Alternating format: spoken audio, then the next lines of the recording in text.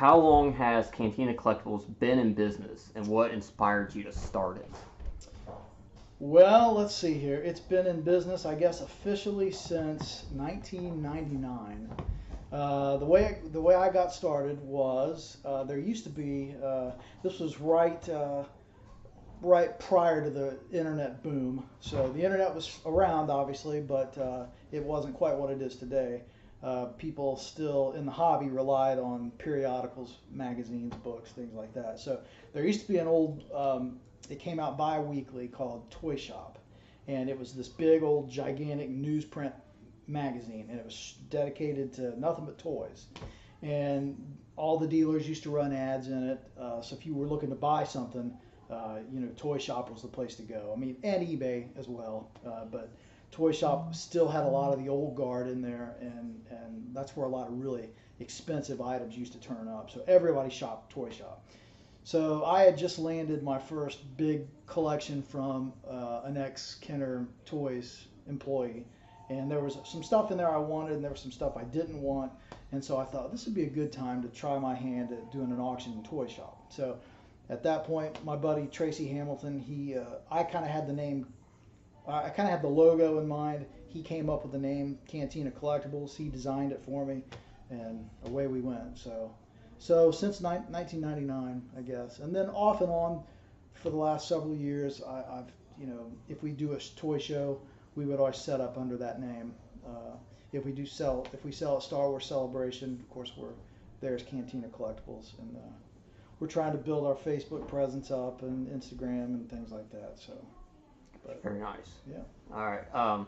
Now this is for someone who wants to get into collectibles.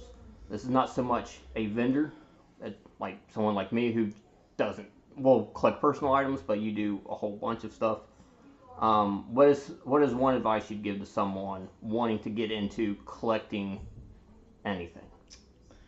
Well, I would say if you're looking to get into a hobby just as a collector, not a dealer, the best advice I could ever give somebody is collect what you like. I never suggest anybody come into something cold without the proper knowledge to try to come in and collect something thinking they're going to make money. That usually doesn't end up well for people. So my philosophy has always been collect what you like, buy the best that you can afford, and that way, if something happens and the market crashes and it ends up it's worth nothing, you're still left with things that you like. So, and it just depends on what the market is. If you're talking things that are fairly scarce or rare, my philosophy has always been be patient. You'll eventually get what you want for the price you want to pay. So that's always been my philosophy. So be patient, do some homework. There's lots of resources now at your fingertips. You don't have to, back in the old days, you used to have to network and find out who the experts were in different fields and talk to a bunch of different people and read books and magazines. It's not like that now. You can do a quick Google search and find yourself some good information, and but get educated. I see a lot of people get taken coming into a market hot and heavy, and they just want to throw some money around and they overpay, or they buy things that are reproductions, or so that's you definitely have to do your homework. So, what is an opportunity having doing the Cantina Collectibles has allowed you to do something that you wouldn't be able to do otherwise? Well, I guess the most recent thing was I got to work with the Cincinnati Museum Center, or Union Terminal, on an actual Lucasfilm project, which was the Power of the Costume exhibit. So they brought in a bunch of screen-used props across all the trilogy, original trilogy and prequels. I think there was some Force Awakens in there as well. But they decided to have a special section just for Kenner toys, because there's the Cincinnati Star Wars tie-in with Kenner, because they produced all the old school toys back in the 70s and 80s. So they wanted to have a room dedicated to just the toys. So the last remaining member of the family that started Kenner Toys. It's just one fella left. I think that's right. I think Corky's the last of the Steiners, I believe. If it's not, sorry, Corky. But he recommended myself and my friend Josh Blake for the job to the museum center. So that's kind of how we got involved, and so that was fun. I got to go in and see all the props and everything firsthand before the public got in, and that was a lot of fun. Getting our names up on the wall and actually being able to be a part of an official exhibit was fun. So that's one thing. All right. Which was awesome, and my wife loved it, and she went with some friends from work, and they loved it, and everybody that I've heard say, "Oh, I went to the Star Wars Museum, and it was awesome." I'm like, I know the guy that helped with the toy section. You're welcome. Yeah, it was fun. So what is your most cherished possession in your personal collection? Not the most valuable, but the one thing in your collection that no matter what happens in life, that's going to be the last thing you ever have to get rid of. Oh man, that's a tough one. Family doesn't count. It has to be a collectible item. Yeah, man. I'm trying to look around. Yeah, as he's looking at his 2 to 3 curio cabinets full of the good stuff. That's really hard to say because it's hard not to be influenced by the things that are the most expensive. But I mean, I guess if I were just to say, if I were to pick something that I just really enjoyed, I guess it would have to be my Star Wars Early Bird certificate. That was actually a piece that was on. So back when Kenner got the license to produce toys based on the Star Wars film, they weren't ready. They actually signed the agreement, I think in March, somewhere around February, March of 1977. They didn't have enough time to produce toys in that small amount of time, much less even have them ready for Christmas. So somebody came up with a brilliant idea. They called it the empty box campaign. They said, we'll sell a box, and inside the box will be this little display stand for the figures that they don't have yet, but they will hopefully at some point. And there was a certificate inside that you could mail into Kenner. Once the figures were ready, they would send you the first 4, which was Luke, Leia, Chewbacca, and R2-D2. So this is technically the very first Star Wars item that they produced that was related to the action figure line. And I picked this up at Trader's World years ago. And it was one of the pieces I wanted from the very beginning.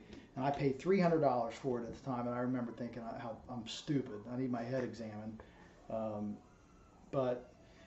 So this one's never been opened. There's a little flap back here. If you would just rip this flap open and pull the contents out, and so this thing's really nice condition. So this is one of my favorites. Nice.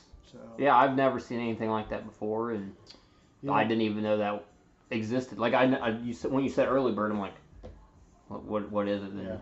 That's why they called it the early bird certificate. So, and this piece was on display at the museum center as well. So, nice. Yeah. All right, so I got some Star Wars questions for you now. All right. What is? Yes, I hate Jar Jar. That's not even a question because sorry. You were older than me, so I know you hate Jar Jar. I've never met anybody older than me who liked Star Wars who liked Jar Jar. Do you like Jar Jar? No. Okay, I will admit I probably did when I was younger when they first came out. Because I was in that middle school-ish era. So I didn't know any better. Did you tee-hee-hee when he said poodoo or whatever it was? When he made the poop joke? I'm going to say I probably chuckled because I was that age where a poop joke is funny. Poop jokes are still funny. Not by Jar Jar. Not anymore. No. And now that I'm older and understand the terribleness, yeah. All right. Favorite Star Wars movie? Well, I guess I would have to say Empire Strikes Back. That is a good one. It's my favorite. Most old guys like me, that tends to be their favorite. Star Wars for me will always have a special place in my heart because it kicked everything off. I remember seeing it in the theater as a 7-year-old for the first time. So It's a close second. Let's put it that way. Gotcha. All right. So with the new series, who's Rey's parents? So Tally and I, we've argued back and forth on this. I was convinced initially that she was a solo, but I think that's too obvious. I don't think they're going to do that. I think they're going to pull similar to the cliffhanger, the big reveal in Empire Strikes Back. I think they're going to do the same thing here in Last Jedi. So I think Rey's origins are probably going to be a little bit out in left field, something that nobody really expects. Yeah. I've heard people say Palpatine. I don't see how that works. But I don't know. I just have no idea. They're not going to make her a Skywalker or a Solo, I don't think. So I could see that. I'm curious to see how much they will take from the expanded universe from the books, because they brought Thrawn from the books into the Clone Wars or the Rebel series. So I want to see if they maybe bring in from a family that's in the books but not in the original movies. I could see them having one of her parents being a Sith. I could see that. That would make an interesting plot twist. I don't know how they'd pull it off. So. All right, so I did these questions before the trailers came out for the new Last Jedi, which I didn't know this was going to be in it, but it could be very well. Could Kylo Ren redeem himself and destroy Leader Snoke himself? He could. I think the fact that they didn't kill him in Force Awakens and they're bringing him back again, I think there's a chance that he could redeem himself. Yes. But I do think the only reason I don't think that's going to happen is because they've already got Disney got a lot of criticism for making The Force Awakens essentially a redo of A New Hope. So if they follow that same pattern again, I think there's going to be a lot of upset people. So, although I wouldn't be shocked if they did that, but I'm going to go on record and say no, I don't think he'll redeem himself. All right. Last question. So they've been coming out with movies. Basically, they're going to come out with a movie every year. A Star Wars movie. Is that too much between having a Skywalker series with the trilogy and having a anthology? Yeah, that is a concern. I think long term it's too much. Too much of a good thing is a bad thing. Yeah. So I would myself once they wrap it up with Episode 9, I'm okay with the spinoffs and all that, but I'd like to see them space it out a little bit. It's so hard to make a quality film that frequently, in my opinion. I'd rather see them, take a little bit more time, spread things out, gin up the demand in between each film, and put out a good film every time. I just think there's too much pressure when you're trying to do that many films to keep the quality consistently high. Bill, thanks for answering my questions. And you're welcome. Star Wars comes out in a month. You got your tickets? Month and a week. Oh yeah, duh. So. All right. And thanks for letting me do this. You're welcome.